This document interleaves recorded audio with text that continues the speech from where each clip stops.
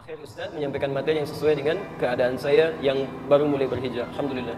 Saya ingin bertanya, saya berusaha menjawab. Saya mengincar surga Firdaus, Masya Allah. Bukan hanya antum, yang lain juga sama gitu ya. Baik. Namun masih banyak yang saya belum pelajari. Ya. Kuliah saya agar tidak. Ini bukan saya nggak bisa baca ya, bukan tulisannya yang nggak jelas, saya yang kurang bisa membaca dengan baik. Sebentar. Oh baik. Aktivitas saya, kuliah saya menjadikan saya beraktivitas, banyak begadang, sulit untuk tahajud. Bagaimana saya menyikapi hal ini? Apakah kuliah Anda menjadi penghalang untuk Anda tahajud? Tidak. Saya bahkan pernah sekolah di pesantren, di Doa Arkom di Garut. Ya, Masya Allah, masuk kelas jam 5 subuh dengan seragam, pakai sepatu. Kalau pakai sendal nggak bisa masuk Pak, kecuali pakai surat izin. Pakai seragam. Ada yang belajar fisika, matematika, kimia, nahu, sorok, tafsir dan sebagainya. Keluar jam berapa? Jam 9 malam. Masya Allah, jam 9. Kadang kami suka iseng kalau ditanya, di mana sekolahnya? Masya Allah, di Thanawiyah 59. Masuk jam 5, keluar jam 9 malam. Dengan pakaian yang sama, keadaan yang sama. Jam 5 masuk, 6:04 keluar, makan, jam 7 masuk lagi. Keluar setengah 12, sholat duhur, istirahat, jam 3. Kemudian setengah 4, jam 4 masuk lagi, keluar setengah 6, istirahat, masuk lagi setengah 8, keluar jam 9. Terus setiap hari. Kadang setelah itu mengulang lagi materi. Saya pergi ke masjid, mengulang lagi. Apakah meninggalkan tahajud? Tidak. Masih bisa bangun malam. Dan enak, nyaman, biasa saja. Ya, kami kuliah juga sama, masih bisa sholat malam, gak ada penghalang. Sahabat Nabi Uthman menikah dengan 2 putri Nabi, dikenal dengan Dzun-Nurain, sahabat terbaik. Pekerjaannya banyak, asetnya luar biasa, sibuknya luar biasa.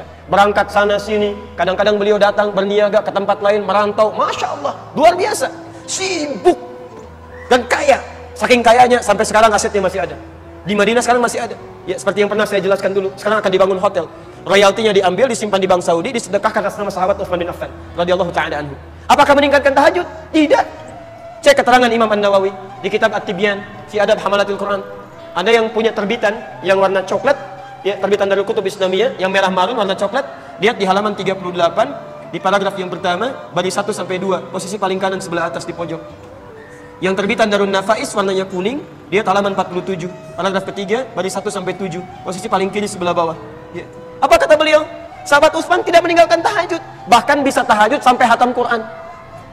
Sahabat Nabi, dekat dengan Nabi, dijamin masuk surga tanpa hisab. Menikah dengan 2 putri Nabi, malaikat Jibril turun malu kepada beliau, dijamin masuk surga tanpa hisab, tingkat surga paling tinggi. Orangnya kaya, asetnya ada sampai sekarang, masih bisa tahajud dalam kesibukannya sampai hatam Quran. Antum, sahabat Nabi bukan, surga belum jelas, tidak menikah dengan 2 putri Nabi, tetangga Nabi juga bukan, kerabat Nabi juga bukan. Masya Allah, malaikat turun, gak malu lihat antum. Sekaya apa antum dibandingkan Utsman, sampai antum gak bisa tahajud? Bukan tahajudnya yang salah, mungkin antumnya yang belum bisa menata aktivitas dengan baik. Pasti bisa. Cara belajarnya barangkali yang butuh strategi yang lain. Ya. Orang lain bisa, kenapa antum tidak? Tanya teman sekelas antum, apakah semuanya sesibuk antum begitu? Jangan-jangan materi kuliahnya sama, SKS-nya sama, dosennya sama, pelajarannya sama, ujiannya sama. Teman antum bisa tahajud, antum tidak bisa. Apa yang salah dengan antum? Jelas? Jadi bahasa lembutnya, coba kembali lagi lihat, barangkali ada pekerjaan banyak yang tidak penting, yang tidak spesifik, yang tidak prioritas, yang dikerjakan sehingga menghambat untuk ibadah. Bikin rencana yang baik lagi ya, insyaallah. Quran surah Al-Insyirah, fa idza faraghta fansab wa ila rabbika farghab. Jadi antum susun dulu rencananya. Saya kalau terbiasa begini, kalau saya mau datang ke satu tempat, itu saya pelajari dulu. Ya, dulu saya belajar alhamdulillah. Pertama kali guru yang mengajarkan saya dari Timur Tengah itu dari Madinah. Ada Syekh Faid, Syekh Ali, saya masih ingat itu.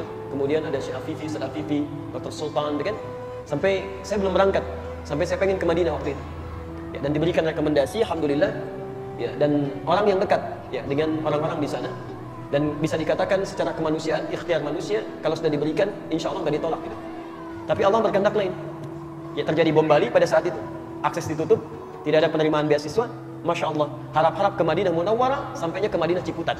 Masya Allah, kuliah di sana, masuk mengambil dari jurusan yang kerjasama dengan Al-Azhar, Dirasat Islamiyah wal Arabiyah. Gurunya dari Mesir, ada dari Mesir, dari India, dari macam-macam, termasuk dari MUI. Antum tahu, setiap saya punya keinginan, saya keluarkan buku-buku Madinah, saya baca. Saya keluarkan kurikulumnya. Fakultas ini bacaannya. Ini buku-bukunya. Ketika ada di Mesir, saya baca semuanya. Orang Al-Azhar belajar apa? Semester 1, semester 2 jurusannya apa? Bukunya saya kumpulkan, saya pelajari. Dan kadar Allah, ya, kami diminta untuk ke Libya. Begitu berangkat ke Libya, sebelum berangkat saya telepon orang Libya. Pelajarannya apa? Masya Allah, apa saja, jurusannya apa saja, saya turunkan semua kitabnya. Saya baca, saya pelajari, saya bikin peta. Berapa lama saya kuliah? Apa yang dipelajari? Apa yang harus saya lakukan? Masuk jam berapa? Keluar jam berapa? Bisa pulang nggak ke Indonesia? Perpustakaannya di mana? Begitu sampai ke sana, yang saya lakukan masuk perpustakaan. Saya lihat masuk ke dalamnya, saya bikin peta. Di sini kitab Ulumul Quran, di atas peta sejarah, di sini kitab ini. Bisa sudah punya petanya. Sehingga saya bisa mengatur kapan saya tahajud, kapan saya kerjakan ini, kapan saya kerjakan itu. Semuanya baik, nggak ada masalah. Ya, kami alhamdulillah bisa belajar dengan baik, bisa tahajud, bisa menulis, bisa macam-macam dan sebagainya. Jadi nggak ada hambatan di sini. Nah, coba antum lihat, barangkali banyak kegiatan yang tidak penting, yang diberikan porsi berlebihan sehingga sulit untuk mengerjakan yang baik-baik yang lebih penting lagi. Ya, baik. Tidak harus jadi orang lain, cukup jadi diri sendiri. Jangan jadi Adi Hidayat, jadi diri sendiri.